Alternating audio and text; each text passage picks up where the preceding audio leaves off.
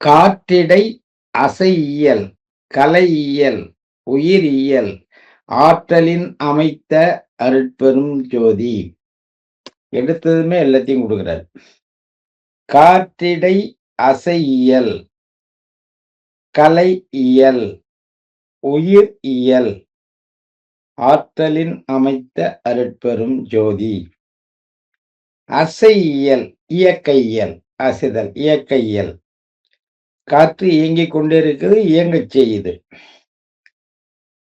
உயிருள்ள பொருள்களை இயங்கச் செய்வது காற்றுதான். காற்று ஓட்டம் இல்லைன்னாக்கா இயக்கம் இருக்காது. அப்ப காற்றிடை அசையியல். கலையியல்.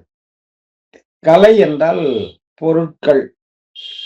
இந்த இடத்துல நம்ம உயிரின் உடல்கள் என்று எடுத்துக்கலாம். கலையும் போது உடல், உடல்னாக்க வெற்றுடல்ல உயிரோடு இருக்கின்ற அனைத்து உயிரினுடைய தாவரங்கள், விலங்கினங்கள், இப்படி அனைத்தினுடைய உடல்களை எடுத்தீங்கன்னாக்கா, இந்த உடல் இயக்கம், உடல் வளர்ச்சி, உடல் தோற்றம் அனைத்துக்குள்ளாலேயும் காற்று பங்கு பெறுகிறது, வளி பங்கு பெறுகிறது. அப்ப கலையியல். அடுத்தது உயிரியல்.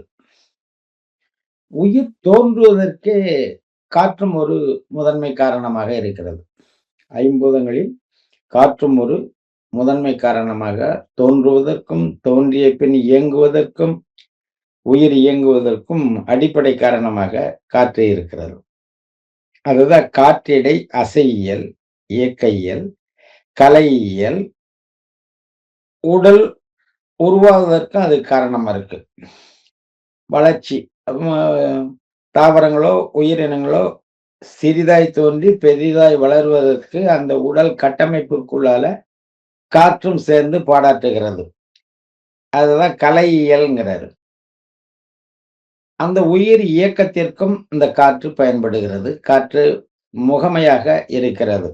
எனவேதான் காற்றிடை அசையியல், கலையியல், உயிரியல், ஆற்றலின் அமைத்த அருட்பெருஞ்சோதி, மீதியாக அதை உள்ளடக்கிய சோதியேங்கிறார் சிவத்தை. காற்றிடை பூயியல், கருதுரு திறவியல், ஆற்றலின் வகுத்த அருட்பெருஞ்சோதி. காற்றிடை பூயியல். பூ என்றால் பிறப்பு என்ற பொருள் உண்டு.